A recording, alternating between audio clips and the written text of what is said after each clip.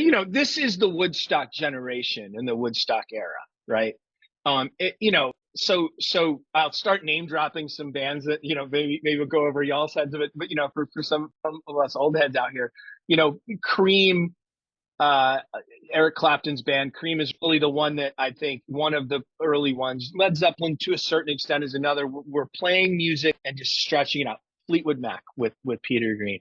I'm right now referencing three British blues bands, by the way. That's not lost on me. The Brits are who sort of reintroduced the blues to the American public. So that's not who necessarily how Dwayne and Greg and the rest of the band heard the blues. They heard it on radio stations, WLAC out of Nashville.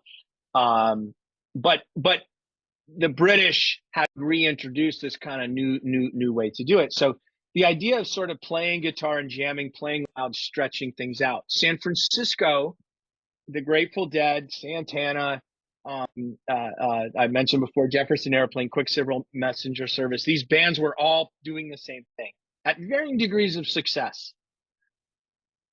Janis Joplin's backing band, Big Brother and the Holding Company, would jam. Even they would say they were not maybe worthy of the amount of time they were spending jamming. You know, these were things that annoyed Bill Graham at the Fillmore West and East and others, and kind of annoyed the Allman Brothers. They were jamming with a completely different mindset and purpose. It was very intentional with jazz. And, you know, because they were as good as they were, and I was listening today again, I just, in preparation for this, trying to settle my mind on all kind of things. And I'm listening to one zig and another zag, and you can hear it just between the drums and the bass, between the two drums, between on a record. Like they took it to another level. And the thing is, you were mentioning Fillmore East, they captured it. like you know, again, looking at sports teams, you can go, your team is super favored to win a big game, and they can go lay an egg, right? That doesn't happen with the Allman Brothers Band when they go to play the big game and record their album. They record 4 sets that are absolutely stellar, and they piece together a brilliant record out of it with 0 overdubs.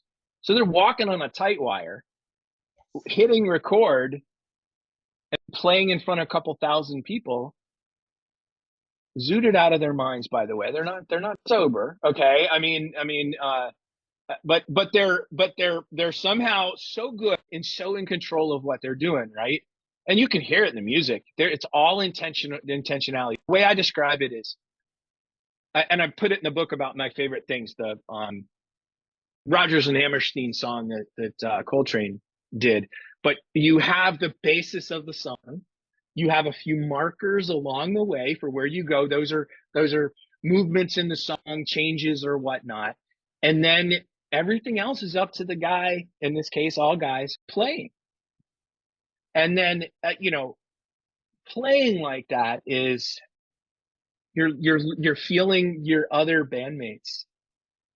You could have smoke in your eyes because you got a cigarette in your mouth, right? You could be looking at somebody in the audience who's yawning, or audience members who are digging it. All of these things factor into the performance. And for them, it was that live experience. And this is true, by the way, the Grateful Dead in that San Francisco scene.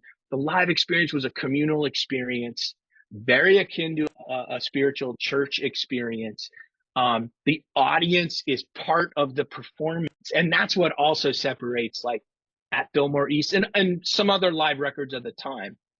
The other ones had more overdubs. There's 0 overdubs on At Fillmore East.